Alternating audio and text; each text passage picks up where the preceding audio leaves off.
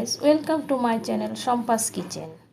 আজকে আমি যে রেসিপিটা করতে যাচ্ছি তার জন্য নিয়ে নিলাম পেটের মাছ। এবার এটাকে আমি একটু জলের মধ্যে দিয়ে একটু সামান্য সিদ্ধ করে নিব, যাতে কাঁটাগুলি আমি খুব সহজেই ফেলে দিতে পারি। তো আমার সঙ্গে থাকুন এবং দেখতে থাকুন আমার রেসিপিটা। জলটা গরম হয়ে গেছে, এর মধ্যে আমি দিয়ে দিচ্ছি মাছগুলো। অল্প একটু সিদ্ধ করব।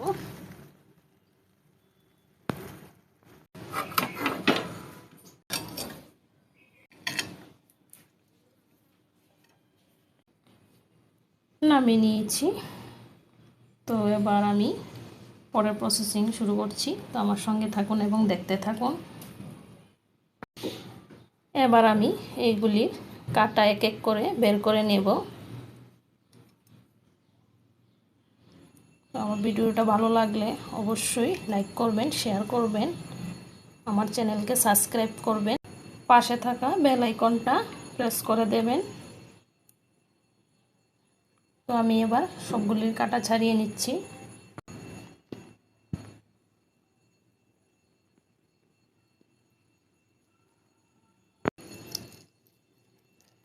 এবার মাছগুলোকে কাটা বাছার পর এইভাবে করে নিচ্ছি হাতের সাহায্যে।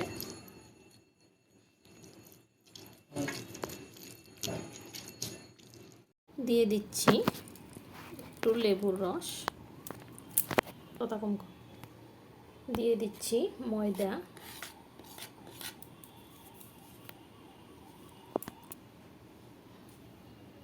দিয়ে দিচ্ছি কর্নফ্লাওয়ার, দিয়ে দিচ্ছি লবণ, এবার দিয়ে দিচ্ছি হলুদ গুঁড়ো,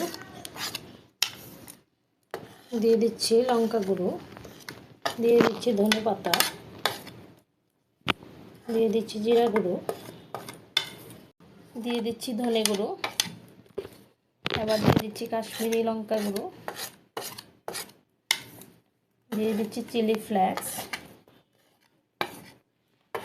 সামান্য একটু চিনি, দিয়ে দিচ্ছি আমার ঘরে তৈরি করা মশলাটা,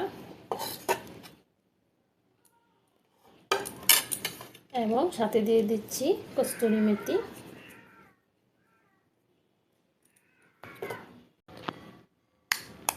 এর মধ্যে দিয়ে দিচ্ছি একটা ডিম।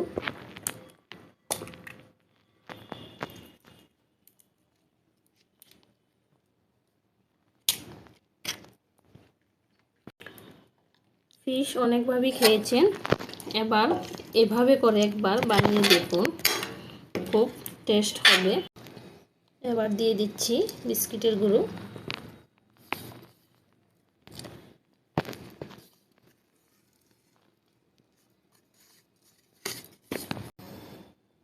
এবার এগুলি ভাজার জন্য সম্পূর্ণ তৈরি। তো এবার আমি এগুলিকে ভাজার জন্য নিয়ে যাচ্ছি ফিশ পকোড়া। তো আমার সঙ্গে থেকে দেখতে থাকুন। কড়াইয়ের মধ্যে তেল দিয়ে দিয়েছি, তেলটা গরম হয়ে গেছে। এবার এর মধ্যে দিয়ে দিচ্ছি আমি তৈরি করা উপকরণগুলি, দিয়ে দিচ্ছি উপকরণগুলি। ফিশ পকোড়া আপনারাও ওইভাবে ট্রাই করুন বাড়িতে এবং আমাকে জানাবেন। এক সাইড হয়ে গেছে, এবার আমি উল্টিয়ে দিচ্ছি আরেক সাইড হওয়ার জন্য।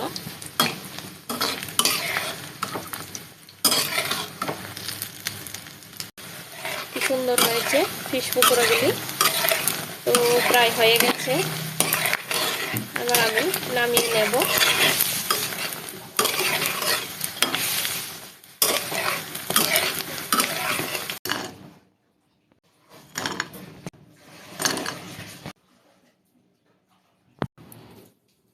সম্পূর্ণ হয়ে গেল আমার তৈরি করা ফিশ পকোড়া। কি সুন্দর হয়েছে।